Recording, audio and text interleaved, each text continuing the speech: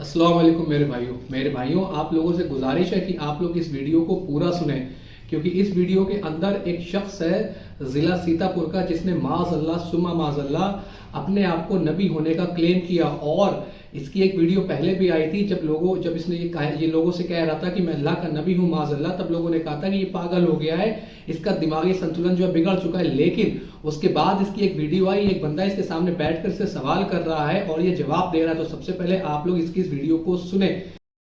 और आखिरी नबी हूँ। अल्लाह ने मुझे हक देकर इस दुनिया में भेजा है। मेरा नाम है मोहम्मद इसराइल। मैं रहने वाला जिला सीतापुर का हूँ और मैं अल्लाह का बंदा और आखिरी नबी हूँ। अल्लाह ने मुझे हक देकर इस दुनिया में भेजा है। नहीं अल्लाह के सिवा कोई माबूद और मैं अल्लाह का रसूल हूँ। अल्लाह के सिवा कोई इबादत बंदगी के लायक नहीं है।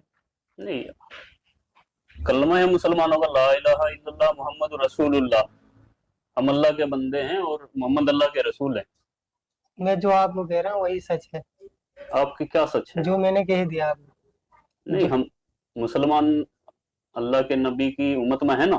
अल्लाह के सिवा कोई माबूद नहीं और मैं अल्लाह का रसूल हूँ, आपके सामने बैठा हूँ। ये कैसे कह सकते हैं? यही हक है। आप मेरे भाइयों आपने इस वीडियो को सुना जिसके अंदर ये साफ कह रहा है कि माज़अल्लाह सुम्मा माज़अल्लाह मैं ही अल्लाह का रसूल हूँ। पूछने वाला कहता है कि तुम किसकी उम्मत में हो, तो ये कहता है कि इस वक्त तो सारे लोग मेरी उम्मत में हैं, और ये अपने आप को माज़अल्लाह आखिरी नबी क्लेम कर रहा है। मैं फिर बता दूं कि ये जिला सीतापुर का रहने वाला शख्स है। इसने खुद इस वीडियो के अंदर ये बताया और अपना नाम भी इसने इस वीडियो के अंदर बताया। यहाँ मैं वीडियो आगे चलने से पहले आपको एक बात और बता दूं कि जिस तरह हम लोगों के लिए यानी मुसलमानों के लिए ये मानना हम लोगों पे फर्ज है कि अल्लाह एक है, अल्लाह एक है, अल्लाह के सिवा कोई दूसरा माबूद नहीं है। जिस शख्स ने भी दो खुदा माज़अल्लाह माने वो दायरे इस्लाम से बाहर निकल गया।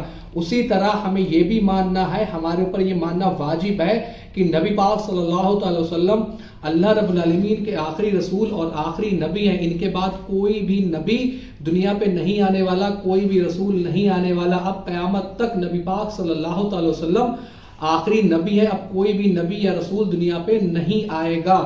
मेरे भाइयों इस मामले में कि नबी पाक सल्लल्लाहु अलैहि वसल्लम अल्लाह के आखिरी रसूल और आखिरी नबी है, इस पर बहुत सारे दलाइल हैं, कुरान के अंदर भी अहादीस के अंदर भी।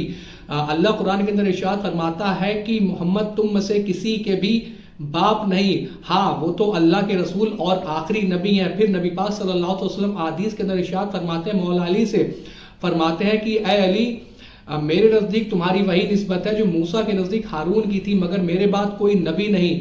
फिर नबी पाक सल्लल्लाहु अलैहि वसल्लम इरशाद फरमाते हैं कि मेरी और पिछले अंबिया अलैहिस्सलाम की मिसाल इस तरह है कि किसी ने एक बड़ा खूबसूरत सा घर बनाया और उसे खूब सजाया और उसके अंदर एक आखिरी ईंट का गोशा छोड़ दिया।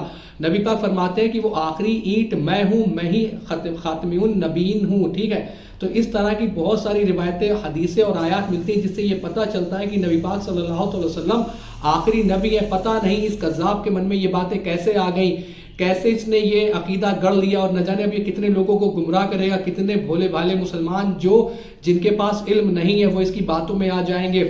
इसलिए आप लोग इस वीडियो को ज़रूर शेयर करें अपने सारे दोस्त और सारे अहबाब के साथ, ताकि इन जैसे फितना परवर लोगों से जिनके पीछे चलकर आप सिर्फ गुमराह नहीं होते, आप दायरे इस्लाम से बाहर निकल जाते हैं। क्योंकि मैंने आपको बताया कि जिस तरह हमें अल्लाह को एक मानने का हुक्म है, उसी तरह हमें नबी पाक सल्लल्लाहु अलैहि वसल्लम को आखिरी नबी मानने का हुक्म है। अगर कोई शख्स ये दावा कर ले कि नबी पाक सल्लल्लाहु अलैहि वसल्लम के बाद भी कोई नबी आ सकता है, तो वो दायरे इस्लाम से निकल जाता है, जैसे मिर्ज़ा गुलाम अहमद कादियानी और उसके फॉलोअर। या मैंने जो माजी में अभी कुछ दिन पहले एक वीडियो बनाई थी शकील बिन हनीफ के ऊपर, इसी तरह अब ये कज़्ज़ाब आया है मार्केट के अंदर जो अपने आप को झूठा नबी होने का ये दावा कर रहा है। झूठा तो ये है ही, इसने नबी होने का दावा किया। अब यहाँ पर कुछ लोग आकर ये ना कहें कि देखो इसीलिए उलमा मना करते हैं कि कुरान को डायरेक्ट मत पढ़ो वरना तुम गुमराह हो जाओगे, क्योंकि तुम लोग अपने अकल से मतलब निकालने लगते हो। तो मेरे भाइयों मैं फिर कह दूं, जो उलमा ये कहते हैं कि कुरान को डायरेक्ट मत पढ़ो वो दीन के दुश्मन है, दीन के दुश्मन है, दीन के दुश्मन है।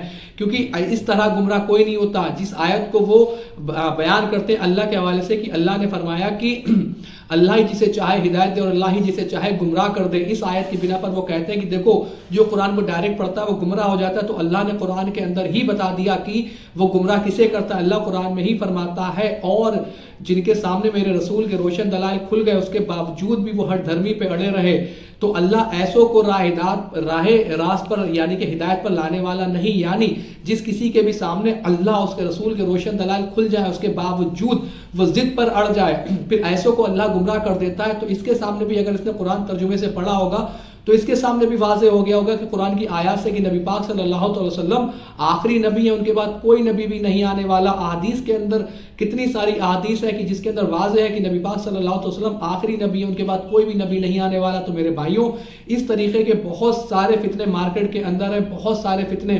کل کو آپ کے بچے بڑے ہوں گے، وہ باہر نکلیں گے، نہ جانے وہ کن فتنوں کا شکار ہو میرے بھائیوں۔ تو آپ اپنے علم میں اضافے کریں، آپ اپنے بچوں کو اللہ اس کے رسول کی پہچان کرائیں، آپ انہیں بتائیں کہ خاتم النبیین کا مطلب کیا ہوتا ہے، آپ انہیں بتائیں کہ آخری نبی ہونے کا مطلب کیا ہوتا ہے، اور اگر کوئی دعوے کر رہا ہے کہ وہ نبی ہے تو وہ فوراً اسے جھوٹا مان لے، اسے کذاب مان لے، اسے مرتد مان لے۔ میرے بھائیوں، اپنے بچوں کو ایجوکیٹ کریں، خود بھی ایجوکیٹ ہوں، آس پاس کے ماحول کو ایجوکیٹ کریں تاکہ وہ ان فتنوں سے محفوظ رہے اور برائیوں سے دور رہے۔ امید ہے کہ بات آپ کے سمجھ آئی ہوگی۔ الا البلاغ۔